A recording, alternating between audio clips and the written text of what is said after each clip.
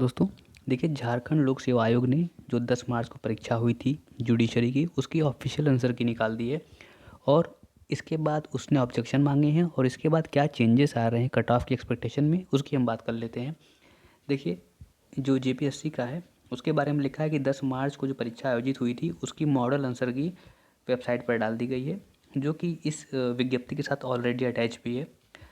आपको जो ऑब्जेक्शन डालने, एक चीज़ याद रखिएगा, वो 22 एमबी से ज़्यादा का नहीं होना चाहिए। पीडीएफ के लिए 22 एमबी वैसे भी पर्याप्त होता है। और इसकी जो लास्ट डेट है वो हमारी 4 अप्रैल है, 4 अप्रैल 24। और ऑब्जेक्शन हमें किस फॉर्मेट में डालना है इसकी बात कर दी गई है। रोल नंबर रहेगा, रजिस्ट्रेशन नंबर रहेगा, नाम, इसके साथ क्रम संख्या और प्रश्न संख्या क्या रहेगी। जो प्रोविज़नल आंसर दिया गया है आंसर की में वो दिया जाएगा और हमें क्या लग रहा है वो यहाँ पर दिया जाएगा। आपत्ति का आधार, स्रोत और साक्ष्य क्या है, इसीलिए पीडीएफ का आपको 22 एमबी दिया गया है कि उसमें आप जो चीज़ें हैं वो प्रमाणिक सोर्सेज से आप यहाँ पर अटैच कर दीजिए। अब देखिए, परीक्षार्थी का नाम और हस्ताक्षर लास्ट में रहेगा, जिसमें तिथि भी मेंशन की जाएगी। और इसके बाद जो आंसर की दी है वो यहाँ पे हमारी दे दी गई है, सेट चारों सेट की दे दी गई है 2 पेज में। तो इसके बाद जो हमारा कट ऑफ का प्रेडिक्शन, अगर हम उसकी बात करें, तो शुरू में आपने देखा होगा कोचिंग संस्थान पेपर से निकलने के बाद जैसे ही लोग निकले थे तो उन्होंने 80 से 85 के नीचे बात नहीं की थी।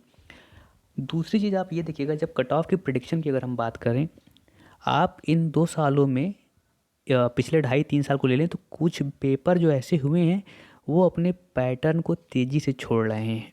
ठीक है, यानी कि अगर आप 2018 की यूपी की बात करें जिसमें 208 कट ऑफ गई थी, भले सीटें 610 थी, वैकेंसी जब 5 साल बाद आ रही है तो यही जो कट ऑफ है, फैक्चुअल और स्ट्रेट क्वेश्चन आ रहे हैं, forward to the point question आए, और ये 70 से 75 नंबर ऊपर चली गई कट ऑफ अपनी प्रीवियस कट ऑफ से। 1/3 नेगेटिव तब भी थी उसके बावजूद। इसके अलावा सीट भले आधी थी लेकिन जो 5 साल का गैप था आने में और फैक्चुअल क्वेश्चन थे तो इनका रोल बहुत ज़्यादा बढ़ जाता है। डीजीएस की भी बात करें तो डीजीएस में जो कट ऑफ आप देखेंगे 120 से ±5 ही रहती थी उसी के पास।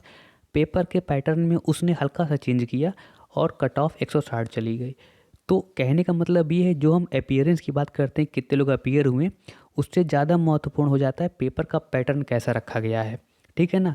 और पेपर पैटर्न आप देखेंगे तो झारखंड हो या बाकी जुडिशरी हो, अब काफ़ी वोलेटाइल हो गए हैं। यानी कि प्रीवियस पेपर अगर हम करके जाते हैं तो उसके आधार पर हम ये अंदाज़ा नहीं लगा सकते हैं कि प्रिपरेशन करते रहें और कट ऑफ कितनी जाएगी।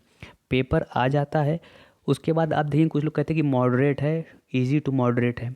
अगर आप इजी टू मॉडरेट भी कह रहे हैं, मैं आपको बता दूं 5 से 6 क्वेश्चन पर्याप्त होते हैं किसी पेपर को मॉडरेट और टफ़ करने में। तो सबकी डिफिनीशन मॉडरेट और टफ़ करने की अलग अलग हो जाती है। दूसरी चीज़ है, अब जो है कट ऑफ, इसकी बात करें आंसर की से, तो 4 क्वेश्चन पे बड़े जेन्युइन ऑब्जेक्शन हो रहे हैं। हालांकि कुछ लोग कह रहे हैं कि 6 क्वेश्चन है, लेकिन मेरे हिसाब से 4 क्वेश्चन है। एक को अगर हम बात करें तो उसकी ऑब्जेक्टिविटी क्वेश्चन में है, लेकिन 3 तो एकदम कंक्रीट हैं जिनको ऑब्जेक्शन किया जा सकता है। इसके साथ ही साथ अब जो कट ऑफ है, जो मेरा प्रेडिक्शन है, अगर 70 से 75 के बीच में रहती है तो कोई बहुत बड़े आश्चर्य की बात नहीं है। कट ऑफ कुछ भी हो सकती है, लेकिन 70 से 75 अपने आप में बहुत ही अच्छा सेफ स्कोर है। पिछली बार ये कट ऑफ 76 गई थी। लेकिन पेपर की बात करें तो जीएस और इंग्लिश का पैटर्न जो इस बार आया है, और इवन लॉ के क्वेश्चंस को उसने जो नेक टू नेक ऑप्शंस दिए थे एमसीक्यूज़ के माध्यम से भी, वो भी काफ़ी स्टैंडर्ड थे पिछले साल की तुलना में। भले नेगेटिव नहीं थी, लेकिन 76 से तो नीचे ही रहेगी पिछली बार की अगर तुलना करें तो। अब एमपी को ही आप देखिए, एमपी ने भी अपना स्तर ऊपर कर दिया, कट ऑफ में परिवर्तन साफ दिखा।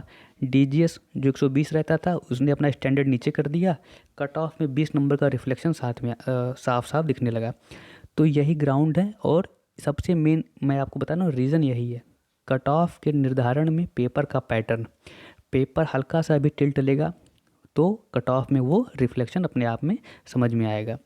अब अनुमान के बाद जो मैंने आपको बता दी, जीएस के जो 10 क्वेश्चन थे और इंग्लिश के जो 10 क्वेश्चन थे, वो अपने आप में अपनी प्रीवियस, अगर आप इंग्लिश के क्वेश्चन देखेंगे जो सामान्य हिंदी माध्यम के छात्र थे वो भी पेपर ठीक कर लेते थे, 6 से 7 क्वेश्चन।